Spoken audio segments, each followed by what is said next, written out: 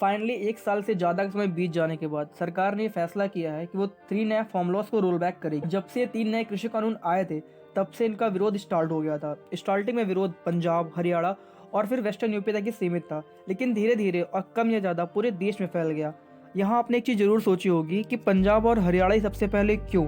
तो मैं आपको बता दूं, ग्रीन रेवोल्यूशन की शुरुआत पंजाब और हरियाणा से हुई थी और यहाँ के किसान काफ़ी समृद्ध हैं। शुरू में सरकार को लगा कि धीरे धीरे विरोध धीमा हो जाएगा और समाप्त हो जाएगा, लेकिन 1 साल बाद भी जब ये विरोध समाप्त नहीं हुआ तो गुरु नानक जी की जयंती पर सरकार ने फैसला किया कि अभी जो विंटर पार्लियामेंट का सेशन ऑर्गेनाइज होगा उसमें 3 नए कानून को वापस ले लिया जाएगा। एक्सपर्ट के व्यूज़ बहुत डिफरेंट हैं कि सरकार ने इन लॉस को रोल बैक क्यों किया।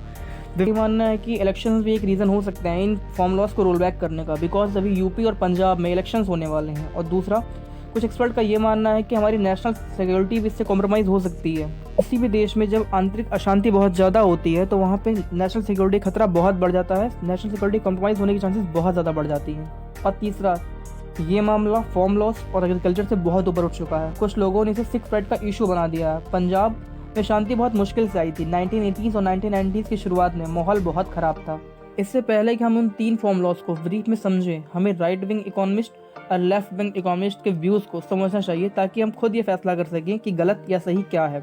राइट विंग इकोनॉमिस्ट, 1990s में जब LPG रिफॉर्म्स आए तो मार्केट को ज़्यादा प्रायोरिटी दी जाने लगी। मार्केट ही डिसाइड करती थी कि दाम क्या होंगे, क्या बनेंगे। सरकार का इंटरफेरेंस बहुत कम हो गया। प्राइवेट कंपनीज के बीच कंपटीशन बहुत बढ़ा, जिससे इनोवेशन आई और जनता का भला हुआ। ये डेवलपमेंट मॉडल है USA का। और लेफ्ट विंग इकोनॉमिस्ट का ये कहना है कि सरकार का इंटरफेरेंस हो, सरकार PSUs चलाए, मार्केट को अच्छे से रेगुलेट करे, नहीं तो कुछ कंपनीज की मोनोपोली हो जाएगी, जिससे इनइक्वालिटी बहुत बढ़ जाएगी, गरीबी बहुत बढ़ जाएगी। इन 3 लॉस को ऊपर हमारी की गई बातों से रिलेट करके देखें। सरकार किसान को MSP देती है, सब्सिडीज देती है।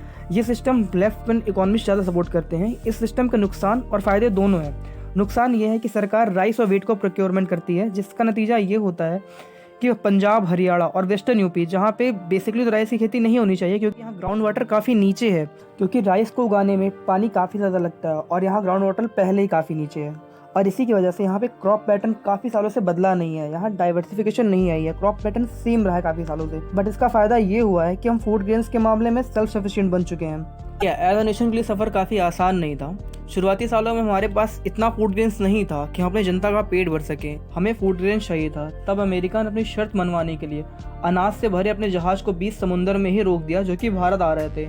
अनाज ना होने के कारण हमारे PM लाल बहादुर शास्त्री ने जनता से आह्वान किया कि वो एक टाइम फास्टिंग करें। आइए अब हम बहुत ही ब्रीफली उन 3 कृषि कानूनों की बात कर लेते हैं जो किसान वापस लेने वाली है। पहला कानून APMC मंडी से रिलेटेड था, यानी कि APMC मंडी वो जगह जहाँ पे किसान अपनी फसल को सबसे पहले ले जाके बेचता है, जहाँ पे रजिस्टर्ड बायर ही किसान की उस फसल को खरीद सकते हैं। दूसरा कॉन्ट्रैक्ट फार्मिंग से रिलेटेड था। फॉर एग्जांपल, कोई चिप्स बनाने वाली कंपनी से कोई किसान अनुबंध कर लेता है कि आपको इस टाइम पे हम इतने आलू देंगे, उसके बदले आप मुझे इतने पैसे देंगे। और तीसरा एसेंशियल कमोडिटीज़ एक्ट से रिलेटेड था, यानी कि ज़रूरी खाद्य वस्तुओं को आप किस हद तक स्टोर कर सकते हैं।